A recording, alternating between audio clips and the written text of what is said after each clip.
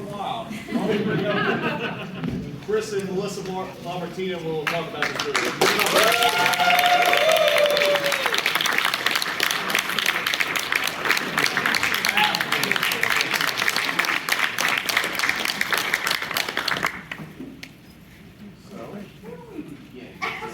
Tell me, brother. At what point did you decide you wanted to do the sequel? So, it's interesting, like, as soon as the first one was done, the fastest script to screen movie I'd ever made, right? So I made about like 8 or 9 features, and that was done within 9 months. And it was this fever dream, essentially making that while we were making Call Girl of Cthulhu. And basically, as soon as that was done, I was like, fuck, I really love making fake commercials. And at the time, I was working at an ad agency, and I just like loved doing commercials because I could do all the dumb shit that clients would never let us do. And I would just have this running list of like, God, I really want to fucking Frankenstein in an ad. Like, they'll never let that happen. Which, side note, we exploited the fact that our friend, who was Igor, had cancer.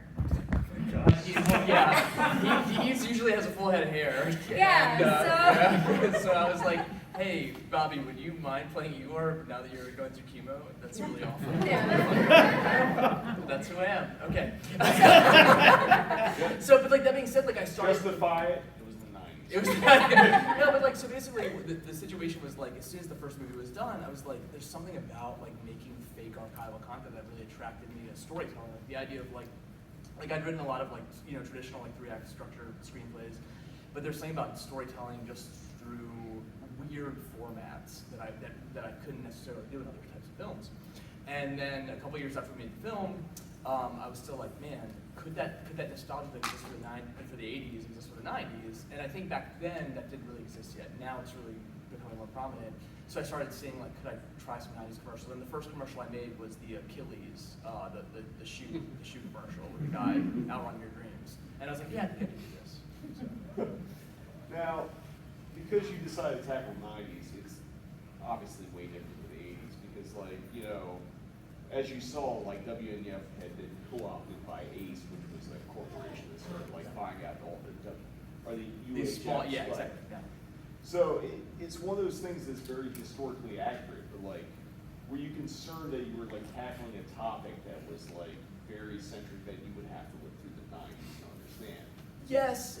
So a lot of this stuff, I mean, like, there's a lot of things with the movies. I mean, I showed it to somebody recently, and maybe the audience, maybe it's I'm a shitty filmmaker, where they were like, I think about that a lot. Where like, is it obvious some things that I don't hit you over the head over? Like the fact that was '94 when I had our first show in '96. Like Trader Tony has put these tapes together, right? Is that obvious? Do I have to spell those things out? And the idea of ACE becoming the corporate parent company, like right, lots of deregulation of media ownership in the 1990s.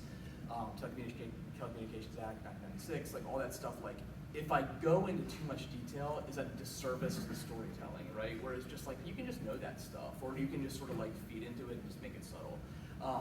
But I don't know. I mean, ultimately, the type of like this is the reason why I wanted to make sure this was the first one screening here was because I felt like the folks that are like Halloween people would really like appreciate this movie on many different levels. And I think when you make a movie like this is a niche movie, right? Like, I'm making this for the people that are fucking stoked about it. I'm not making this for the people that are like, there might be some people that like The Conjuring and this, but like all the people that like The Conjuring aren't gonna like this. You know what I mean? Like that's like I feel like I don't know why I went with that movie, but that's where I went. But like it's not mainstream, and I feel like it's okay to make movies for the people that are fucking stoked about a very narrow window of culture. Now, when I first watched this, did you send me months ago when we were planning on doing this screening, and I was like, this is kind of an anti-film because it literally plays like a VHS tape that someone would tape off of TV and like pile together. Now, when you were thinking in the 90s, let's talk about Ivy Sparks, because Melissa basically channels Ricky Lake, Jenny Jones, and all that.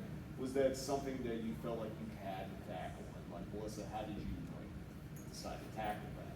Yeah, I mean, well, you want to talk about like. I'll talk about that why briefly you- and then pass to you. Yeah. So the big thing with look, Frank Stewart is like an iconic character of the original, right? But I think Frank Stewart represents a certain mentality of the 1980s, and I was like, what is the 1990s as a hero, or an anti-hero, or as a protagonist, whatever you want to call that, Ivy Sparks, and I feel, or through line.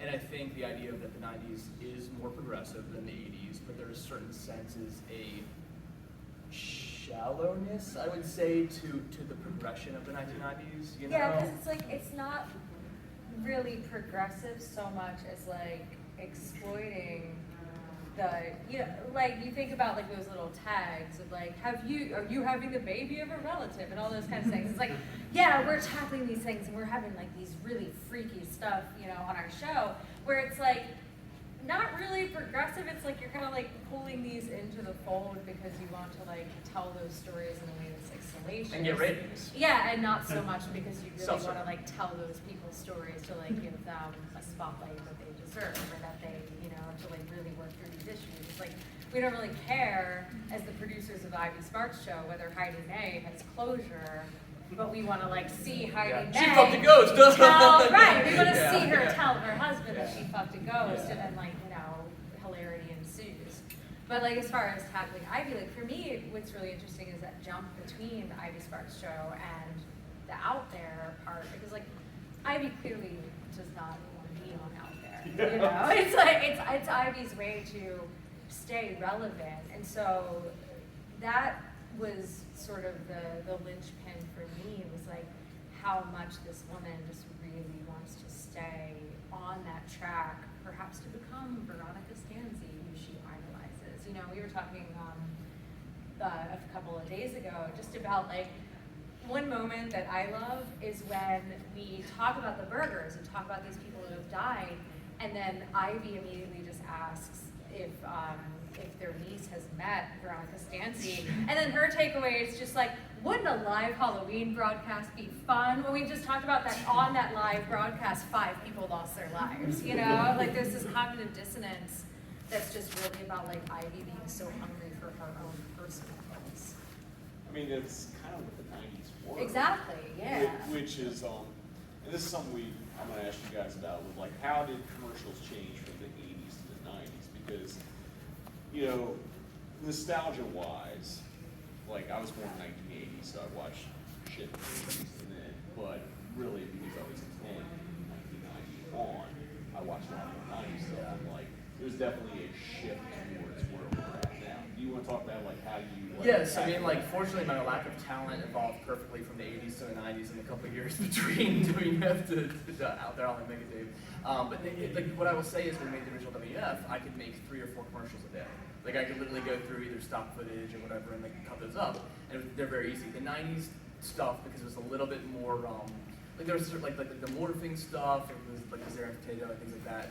Like, that stuff took a little bit more time to polish because I wanted to have that finesse of technology evolving a little bit, right? So that took some time. And I mean, like, honestly, like, the big thing with the 90s that I kept going back to was like, there's a slight sense of cynicism, but also like everything is so sensational and so intense, like so over the top, and like we just think like the ad people in the 90s felt so much smarter than the audience, you know, like we're fucking smart and cool, and that's what I tried to translate into the commercials this time. Now, let's talk about out there, because if you lived in the 90s, aliens were fucking big. I know they're kind of on a comeback now, but like, because you had Alien Autopsy and things like that, you had X-Files and stuff like that. Were you concerned about tackling aliens? Because like, I know aliens is kind of like weird.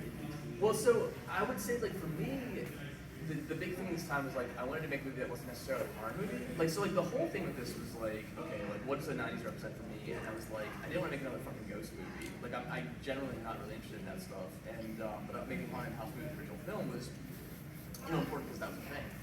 And I felt like if I was going to make a movie that like encapsulated the 90s, like what was the uniquely 90s villain or monster? And I felt like that was aliens. And I look at this movie and I'm like, I don't know if this is necessarily a horror. It's not a horror movie. Like, it's probably not horror, like how fucked up mankind is. But but that was the thing, right? So like I wanted to make sure that I channeled into. I mean, some of the scariest shit that I watched growing up was episode of sightings. There's something that started about this episode of sightings when I went in front of the world and like the short Mayan calendar ending in 2012.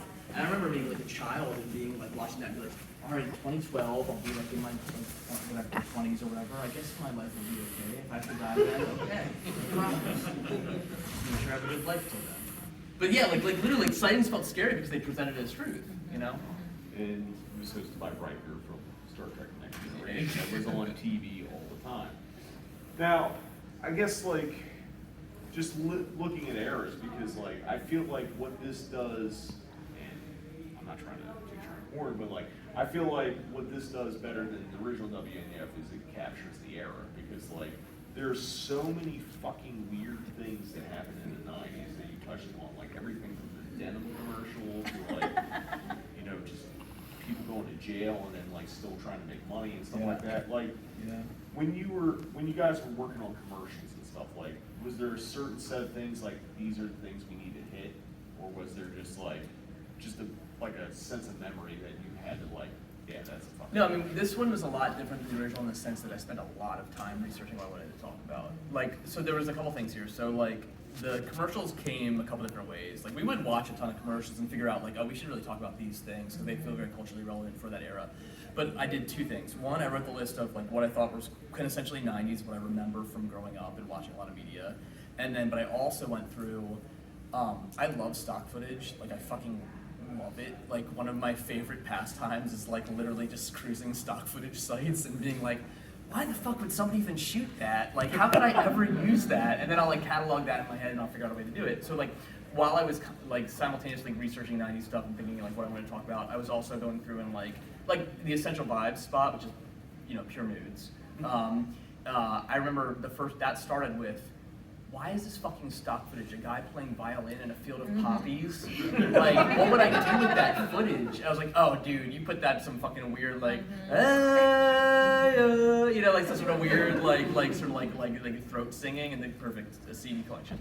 But yeah, I don't know where I went down a road. I'm sorry. Well, I think it's really interesting too that like with this one, you see every commercial in its entirety, except at the end with the moon. Yeah. You know, that one cuts off because it's like the end of that segment. But like that was for me really interesting, a difference between the original where you had that Fast sense of forward. people fast forwarding, whereas Yeah. this one was more a complete encapsulation of watching each of those two programs. Well, and you said it's interesting, and generally you called it almost like, did you say outside raw, or did you say anti-movie? I forget what the term was, but like, it's certainly stressful as like a filmmaker watching an audience grow restless, but then I'm also like, well, fuck it, dude. That's what I was doing. Yeah. Like, I want you to feel restless. I'm like, I also the whole thing when they're going into the government facility and you're like, this is fucking bullshit.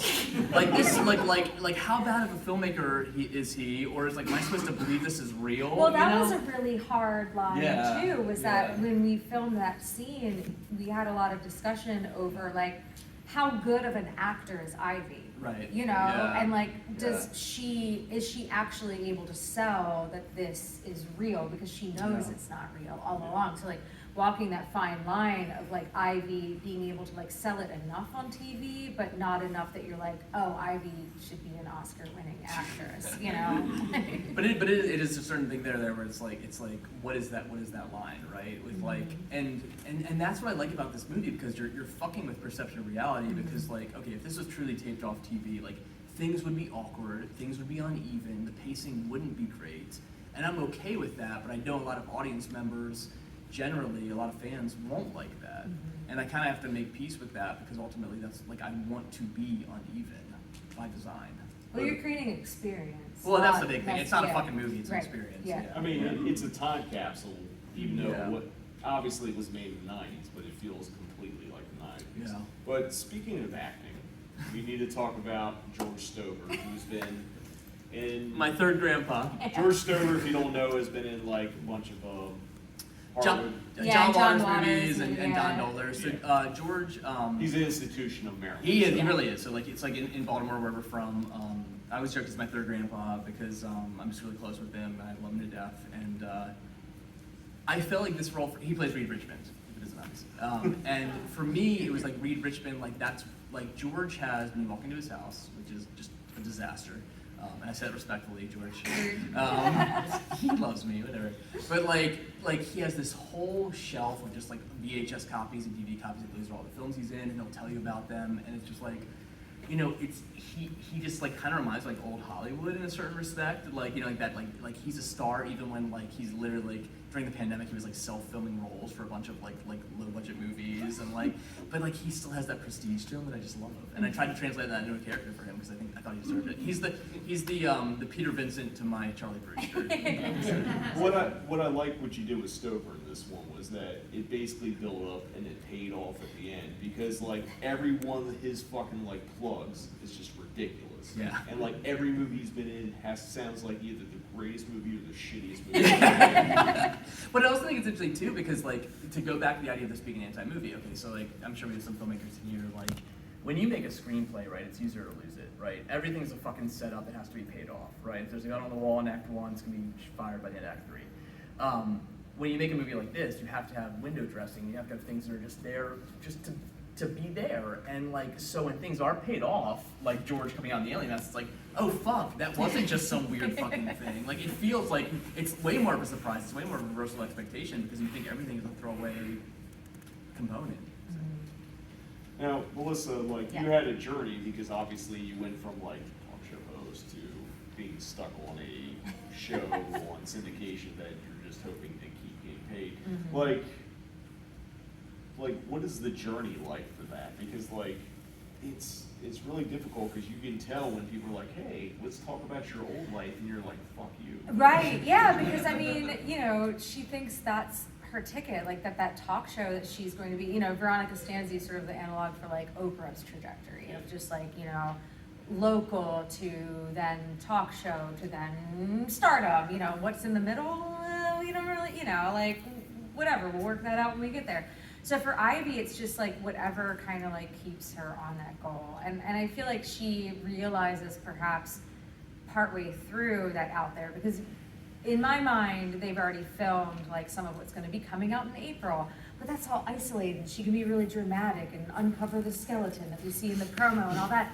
But when she then is surrounded by people who are reacting to her in real time and is forced to confront that she is sort of fallen, it's really difficult for her. And I think like, you know, we joke about like that her contempt for it all really comes through every time she has to throw to Reed Richmond, that like every throw gets like more and more just like rude toward Reed Richmond, because she despises being there. And the whole, you know, everyone, even the fucking leader of a cult Insults her, yeah. Well, like recalls "Be Nice" again. Yeah. Like, she cannot escape this ever. Like even this guy who's completely disconnected from humanity is like recalling her catchphrase. Like what a nightmare. I mean, the first shot is fired in the newscast that leads into out there. Oh yeah. Which brings me up to like, how much of a callback did you feel like you had to make to the original WNUF? So like, I mean, what I'll say is interesting is like, there's a lot of people that love the first one, and I'm very honored by that. Like, it's really like, everything else is kind of bonus, right? You make a movie that people watch every October, and it's like cool. Anything else, movie-wise, it's like a bonus. And I feel like for that, I wanted to have some through lines of culture, like trying to figure out like, and that was fun for me, like figuring out which characters, like, okay, pick any minor character in WNUF. In the back of my head, I would be like, I can tell you what happened to them 15 years later. Whether I showed it or not, you know, it's like, I mean, literally down to like fucking like the Star of Galaxy pilot in the original WNUF. I could tell you, oh yeah, he fucking like overdosed on heroin after murdering his wife. Like all these things, like, but it's like true. Like I really like had this sort of weird like encyclopedia of like what happened to those people, and that was what was fun to me, right? Like, so yeah, so like I wanted to have some through lines of characters, even if it's just like, you know, even if Officer Bookwalter only like, you know, tells you not to drink and drive. Mm-hmm. Now, how much did you feel pressure to make it very Halloween-y? Because obviously, because it's aliens, I know some people will be like, yeah, this is kind of horror. It was important. Yeah. It was like really important. Like that was like the through line, right? Like I could still make a Halloween movie that wasn't necessarily a horror movie. Mm-hmm. And also, I mean, like the whole thing is you could argue it like, well, you know, are aliens even a Halloween entity? Well, it's like, I mean, well, you know, Orson Welles thought so. You know, you can tell this basically is sort of like an equivalent of War of the Worlds, or the radio broadcast, I should say.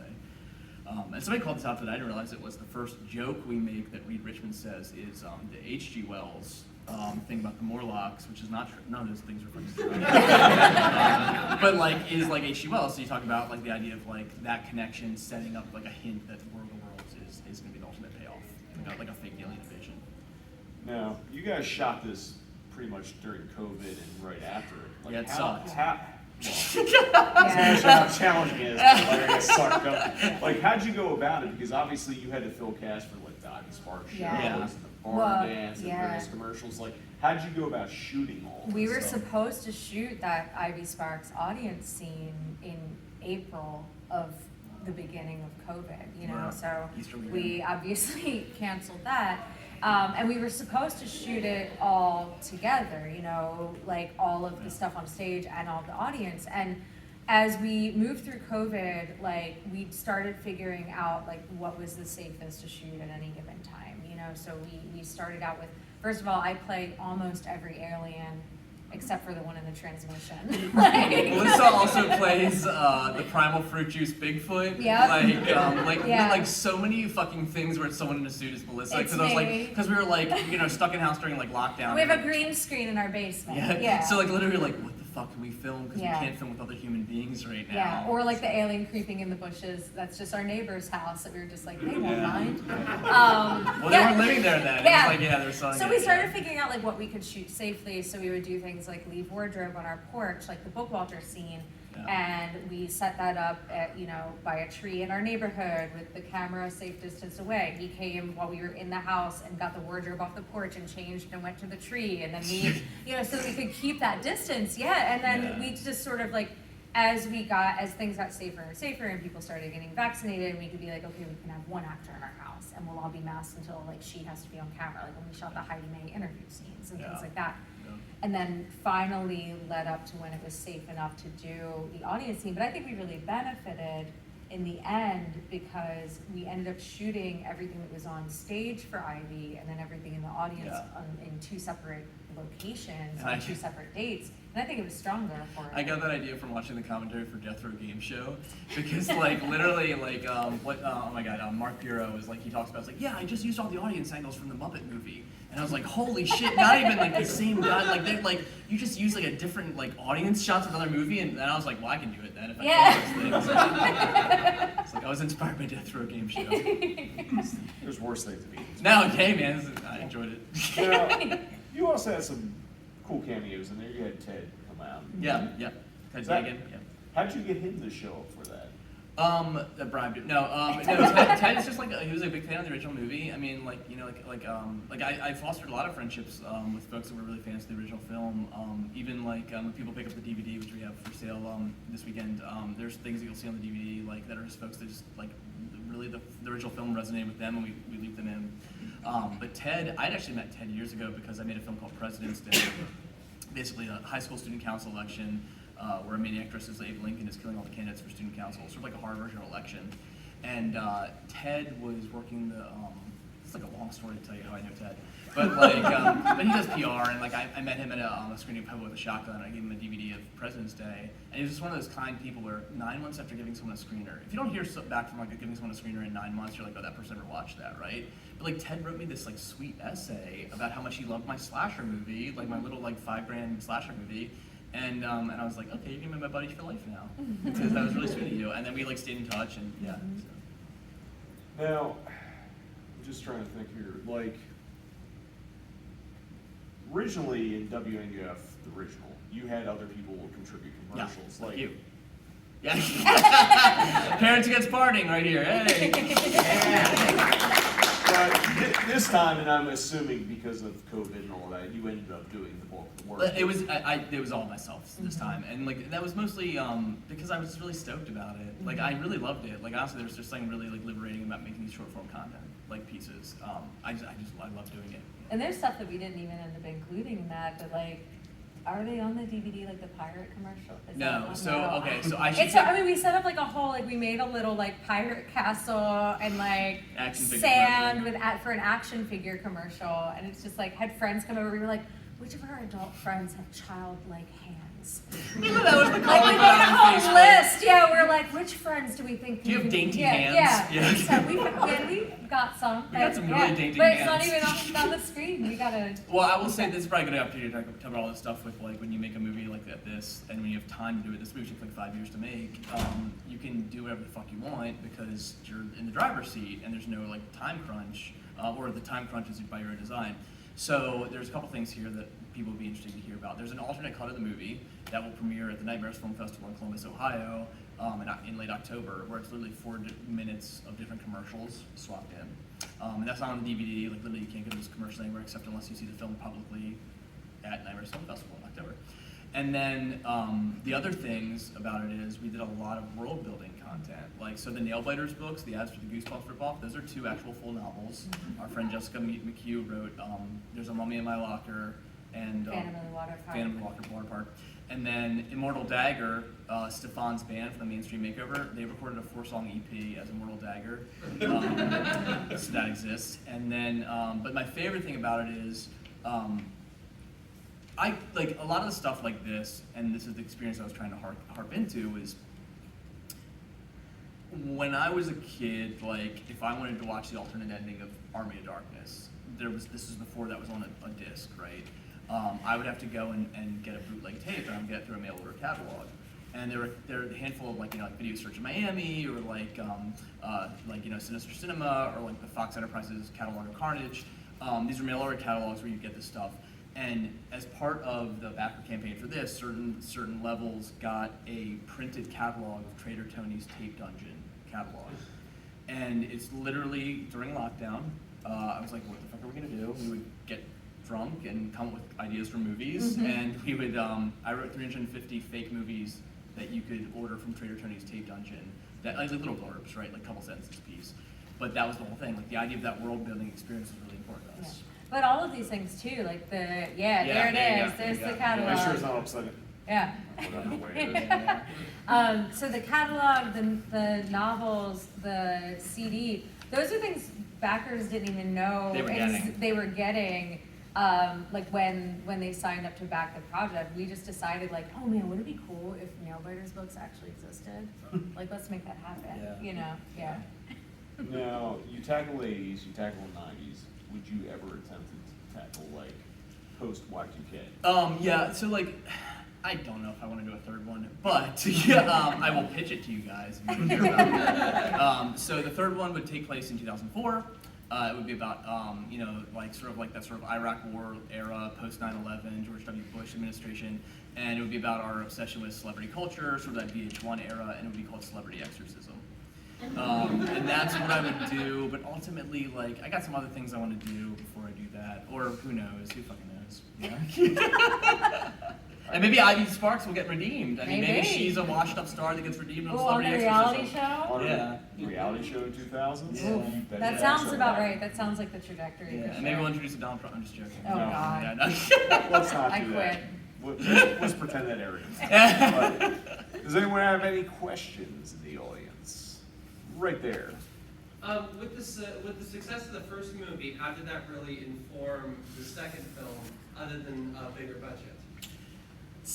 That's interesting. I don't know how much it informed the narrative because, like, ultimately, like, that's the cool thing about doing this myself, right? And no one tells me I can't do something. I mean, occasionally Melissa will be like, maybe you shouldn't do that.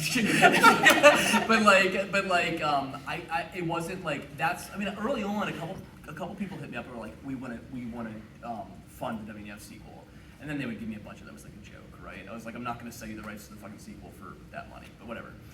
And we made it for way less, considerably, which is kind of ironic. I feel like ultimately it was more about expectation, less so than like the scope of things. Like I knew I could figure out a way to make the scope work based on the money we raised. But in regard to storytelling, expectation is your enemy. And my whole thing was like, well, people know people are going to expect a horror movie, so I won't make a horror movie, right? I'll make something different. I know there are certain things that have to be expected. It's a Halloween thing, and I think there's a lot to do with Halloween, so I obviously went with that. But ultimately, I didn't want to do something again with fast forwarding or like the idea of like some of those components. And I was just thinking like, if that's the case, if there's no fast forwarding, how are you getting this tape, right? And I kept thinking about what is the 90s and that era, and that was when I came up with the idea of the tape catalog. Now, for those who didn't grow up in the 90s, there was a period of time where like the only way you could get uncut horror movies, especially like Italian stuff and like even like Ferry's version of Army Darkness, was through tape traders. Yeah. Was that something that came early to you guys when you were thinking about it? So in my head, yes, I knew I was going to do the catalog, but I didn't add the first part of the movie with the Trader Tony's Cave Dungeon intro. And I guess this is a great time to say, if you get the DVD, there's a commentary by Trader Tony, and it's by, I don't know if I should say too much. Yeah, let's see if anybody like recognizes it. Like, I would say, if you listen to podcasts, you might know this person's voice. Don't spoil it. It's not It's a fun spoiling. discovery. It's a fun discovery. But that kind of stuff, yeah, like it, you know, the whole like conceit was sort of cooked, but then we started talking about like, okay, now what does this look like? You know, what does the clamshell case look like? Like, Yeah. what does the cover of it look like? You know, like because if it's something that's been traded, it's not going to have like a professional looking like shot, like you know, movie Yeah. cover. So that's where I think you started talking about adding that opening too. Of like, Yeah. oh well, like what if Trader Tony has this like Xerox wraparound that he does, and then also adds this like tag to everything, and Yeah. like created this sort of like world outside of even the WNUF world. It's really Exactly. interesting. Yeah. And I think there's some things that are not realistic based off of what I would buy, who I would buy stuff from back in the '90s. However, it's a little bit more. It's a little important for that mythology to have some artistic interpretation. I mean, we even decided, because I did the collages on the catalog, Yeah. we decided that Trader Tony's girlfriend did the collages because Trader Tony would be so precious about the collages. Yeah. With a good collage. I had a lot of fun making really vulgar collages. Yeah. Yeah. Any other